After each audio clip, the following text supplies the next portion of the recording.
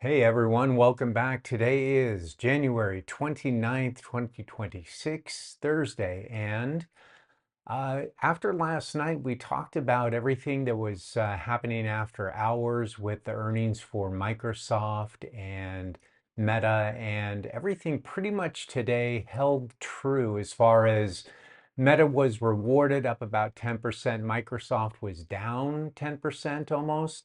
And the skepticism about software is continuing. So, something significant about today, though, was that the market absolutely took a nosedive early on, but it recovered. The S&P closed down a little over a tenth of a percent, but at one point it was down over a percent, a full percent and a half.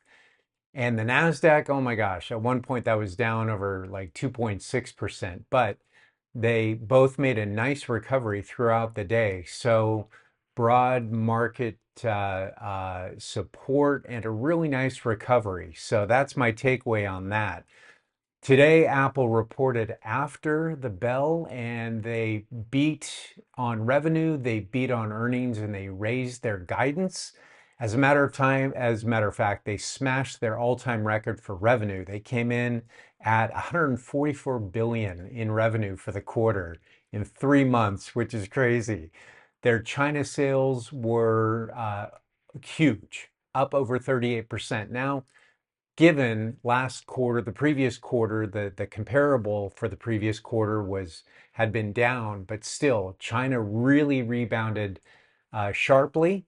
And however, the stock after hours right now is maybe up 0.5%. Really didn't do much at all, even after blowing away the numbers and big China recovery. Tim Cook was asked about the partnership with Gemini as far as Apple rolling out the full-fledged Apple Intelligence and with Gemini incorporated and being able to talk to Siri and just have it control all your apps on your phone. He didn't give any insight into that and no color commentary. So they Apple is still a show me story. They're still waiting for that. So look for that. Look, it's going to happen later on this year. The question is, how good is it going to be? And also, Apple is going to come out with a foldable phone as well. So I don't know. We'll see. But the stock is completely flat after these incredible numbers, which is pretty notable.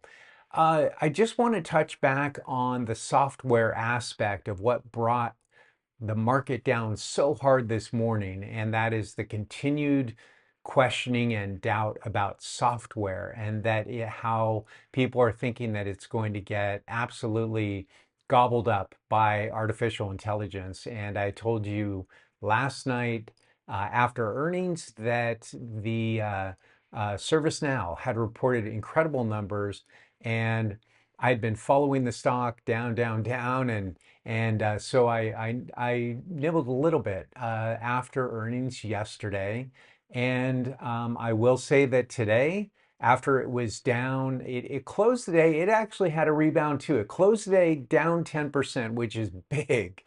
But at one point in time, it was down much more than that. And so I picked up a little bit more, at a really nice point, down when it was about $114 a share. And so I'm continuing to leg into it. And I just want to remind everyone about, a good, safe, standard practice is to take whatever you are allocating to a specific trade, which you should do ahead of time. Is it an investment to hold? Is it a trade for you? And then divide it up, decide what it's going to be, divide it up into maybe four parts and only invest one part at a time, one tranche at a time. So a reminder on that and an update on ServiceNow. Remember, the free cash flow on this company was was up 35%, or rather was 35%, and was up 35% year over year for the free cash flow, which is one of my favorite metrics. Forget about, you can do so much manipulation with accounting, but free cash flow, sorry, that is what it is. And They also announced a $5 billion share buyback and a $2 billion accelerated buyback starting right now.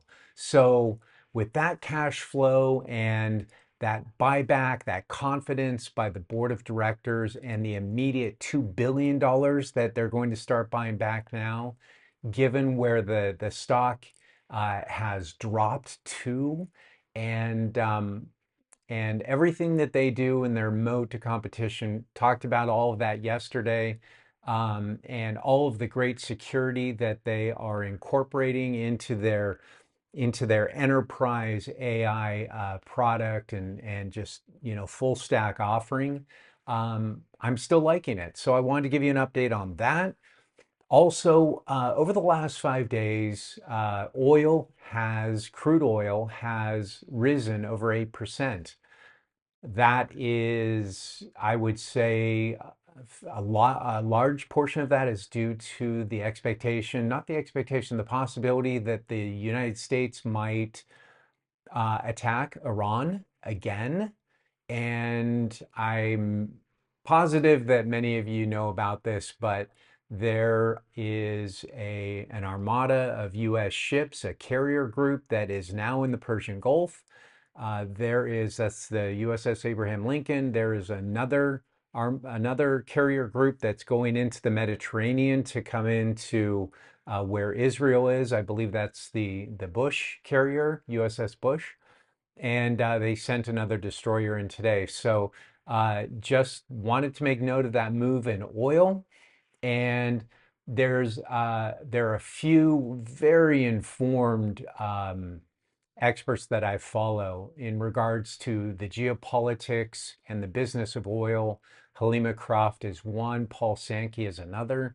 And I am hearing murmurs that if this were to happen, that this could, and it lasts more than a day or two, then the Strait of Hormuz could be closed, coming in and out of the Gulf, the Persian Gulf. We'll see if that happens or not. If that were to happen, then the demand for immediate oil and the price of oil would skyrocket. And this is not a trade. This is absolutely not a trade, because I don't trade on individual geopolitical events or announcements from one leader, anything like that. I just want to give you what I'm seeing out there. That's the oil. That's also the geopolitics, because this matters. All of this matters. And so moving on. There was one other very interesting thing that last year, with all of the tariffs that were imposed and threatened and all of that, finally at the end of the year, there is a reputable institution called the Kiel Institute for the World Economy, analyzed everything as far as the U.S. tariffs. There were 25 million shipments that came into the U.S., totaling a little over $4 trillion. There were $200 billion in tariffs collected by US Customs. 200 billion collected. 96% were paid by US companies and US consumers. Let me repeat that. 200 billion in customs duties off 4 trillion coming into the country in 2025. 96% of the tariffs were paid by US companies and US consumers. And these are just the numbers. We can talk about it all later, and I'm sure you have thoughts just like I do on this. Now, that being said, the amount that we imported last year was also down 25%. So we brought in 25% less. And the last thing on this is that from 2024 to 2025, our trade deficit, a part of what all of the tariffs were supposed to address, was up 4%. We imported 4% more year over year, 24 to 25. That trade deficit rose by 4%. So not only are we taking in more than we are sending out, that rose for last year as well. So these are what they are. These are the tariff numbers, and 96% paid by us and our companies. We are losing ground on the trying to get more exports than imports, which was part of the stated goal of the U.S. administration. And we're actually bringing in less to the country, 25% down as far as overall imports. So there you go. That's the news for today, Thursday, and I am wishing everyone a great Friday Eve, and I'll talk to you soon.